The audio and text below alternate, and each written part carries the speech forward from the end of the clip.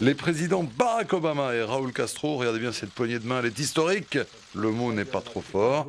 Ils se sont entretenus lors du sommet des Amériques à Panama pour écrire un nouveau chapitre de l'histoire, le dernier de la guerre froide en Amérique latine.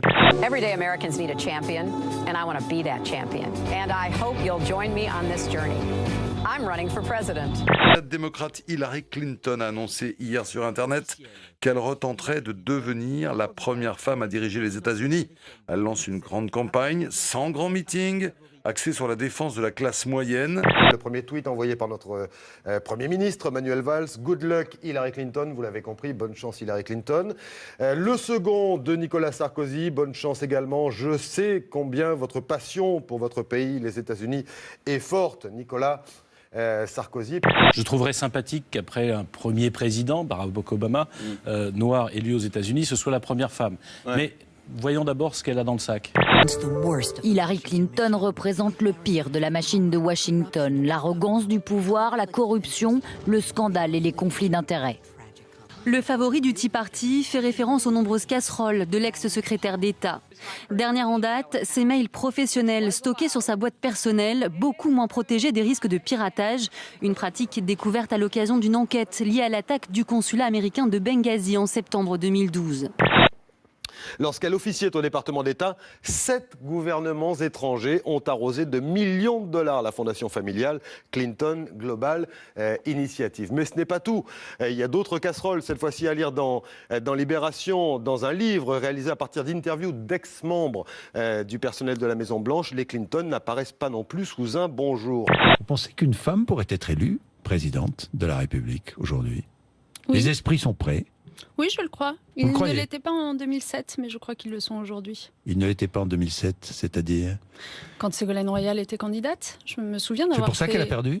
Notamment. Une femme présidente en France, c'est possible ou c'est compliqué? Aujourd'hui, il n'y en a pas qui se dessinent, ou la seule qui se dessine, c'est vraiment celle qu'il faut éviter. Ouais, Marine Le Pen. Exactement. Ouais. Même son père semble penser. Est-ce que vous serez candidat au régional en PACA? Non. Il a entendu l'appel à la sagesse lancé par Marine dans un propos à la fois ferme et douloureux. C'est un acte d'apaisement, hein. On ne peut pas dire le contraire. Si je dois sacrifier cela à l'avenir du mouvement, je ne serai pas en tous les cas celui qui lui causera le dommage. Moi, je pense qu'il n'y a pas beaucoup de choix. Marion Maréchal Le Pen, si elle l'accepte, je pense serait une tête de liste très performante. Ça vient vraiment de lui. Je pense qu'il a entendu la présidente du Front, Marine Le Pen, qui a dit les choses de manière très claire. Je ne sais pas quelles sont aujourd'hui les candidatures à l'investiture en PACA. Si Marion y est, c'est une excellente candidate, tout le monde le sait. Elle est implantée là-bas, élue là-bas. Il y a d'autres talents en PACA aussi. Je ne sais pas s'ils voudront être candidats. Et puis alors, comme je vais mettre ma petite fille sur orbite, et qu'elle va peut-être être députée, ils n'ont pas fini d'en avoir du Le Pen. Éric Harris, un noir de 40 ans, se fait arrêter alors qu'il essaye de revendre un pistolet à un policier infiltré.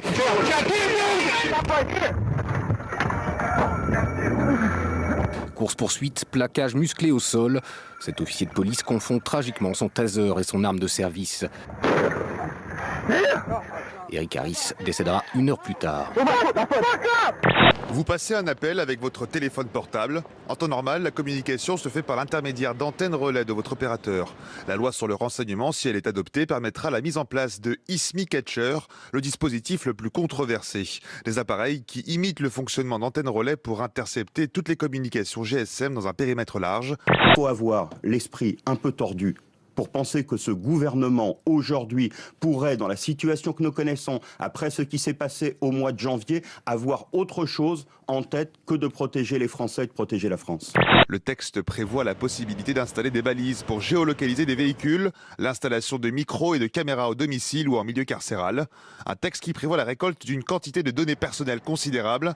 Il faut que les délits qui sont concernés, qui seraient découverts, ne soient que des délits de terrorisme et pas qu'on commence à trouver d'autres délits, parce que ce sont des lois ou des moyens de renseignement un peu exceptionnels qu'il faut réserver à cette guerre qui elle aussi est exceptionnelle et qu'on nous livre.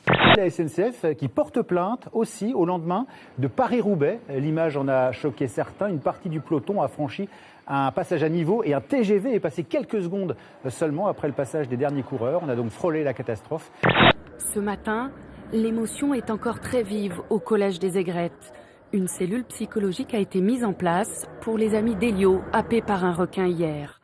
Dans le Haut-Rhin, la mère de famille soupçonnée d'avoir tué 3 de ses enfants samedi a été hospitalisée d'office. Son état psychologique est jugé difficile. En garde à vue, elle a admis avoir assassiné ses enfants de 2, 6 et 10 ans au domicile familial.